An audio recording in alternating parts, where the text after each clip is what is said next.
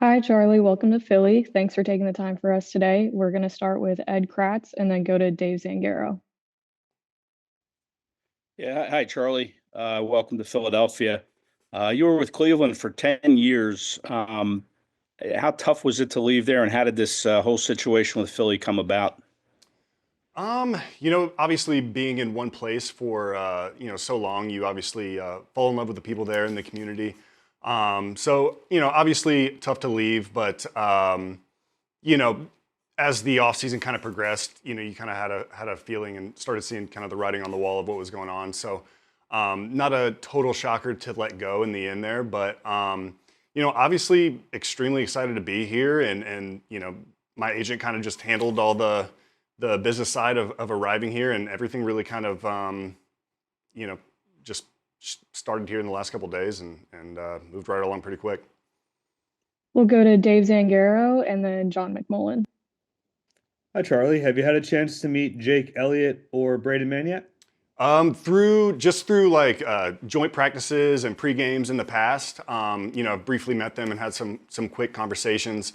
Seem like awesome guys, and I know they're very good at doing their job. So excited to get to work with them. If I can follow up real quick, I know you guys will end up spending a lot of time together. What's your process to kind of come in and meet them and join that group? Just come in and really get to work and start building that chemistry pretty quickly. And try to hang out off the field and get to know these guys as people as well. So like I said, excited to start that process. We'll go to John McMullen here and then Ruben Frank.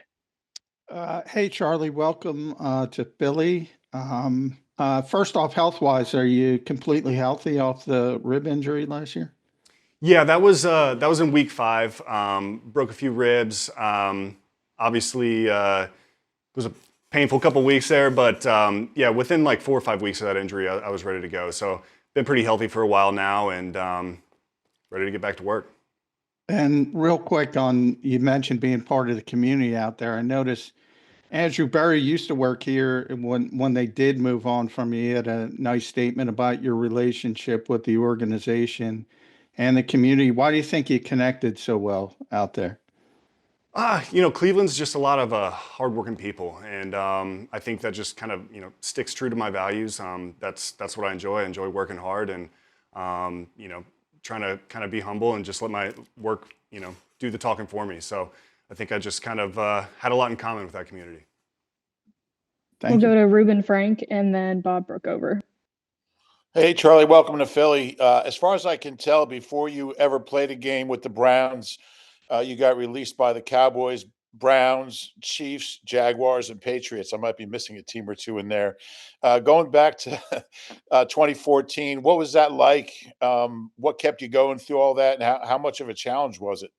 Well, extremely challenging. At the same time, I could feel that I was starting to get closer and kind of build momentum towards sticking on with the team.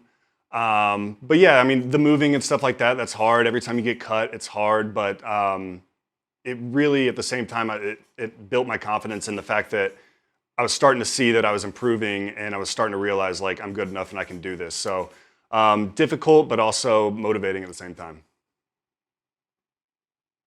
We'll go to Bob Brookover here and then Olivia Reiner. Welcome to Philly. Do you first question? How did you injure your ribs? And just as a backup, unrelated to that, are you familiar with how I think this team has had 3 long snappers in this century? Are you familiar with the history at all? Obviously, you spent a long time in Cleveland. It's a position where you can have some longevity. So first question, broke my ribs. It was an accident by actually a teammate.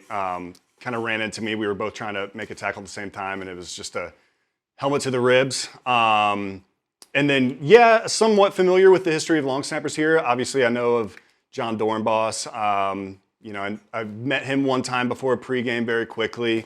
And then I think I've seen him on TV doing like magic tricks and stuff like that. So I know of him pretty well. I wouldn't say I know him well, but yeah, obviously was a great snapper for a long time, as was Rick. Same kind of relationship, met him in pre-games and stuff like that. So, and always thought highly of him and thought he did a really good job. Thank you. We'll go to Olivia here and then Ed Kratz. Hey, Charlie, what have your initial impressions been of Michael Clay and his assistants, and how much familiarity, if any, did you have with him before arriving here? Met him one time at a joint practice again. That's kind of how I've met a lot of people here, I think. But he's super. Seems like a super great guy. Like very easy to get to know. Seems like he's very straightforward, and I think I'm pretty familiar with the systems and stuff like that. It doesn't seem like it's too terribly different from what I'm used to. So excited to get to work with him. Seems like he's gonna be a great person to work with. We'll finish with Ed Kratz here. Hey, Charlie. I just want to ask you, it always seems long snappers have sort of a unique background and how they got into long snapping. I don't know if you set out to be a long snapper, but what's the little backstory on how you got into being a long snapper? It was in high school. I started snapping just because the senior who did it before he graduated. I was a tight end throughout high school, so I did it a little bit in high school. Didn't really take it serious. Ended up being a walk-on at UCF as a tight end, and our starting snapper randomly quit like right before training camp started. So it was like a open tryout, and so that was my true freshman year. And there was like 2 or 3 of us that went out for the job, and I ended up getting it. And I wasn't very good at it at the time, but the head coach brought me into his office and just said, "You're a starting snapper, and you're not a tight end anymore, and this is all you're going to do." And I was a little bit caught off guard and shocked, but here I am. It worked out. So, kind of happy he did that, I guess. Thank you. Thanks, Charlie. Thank you.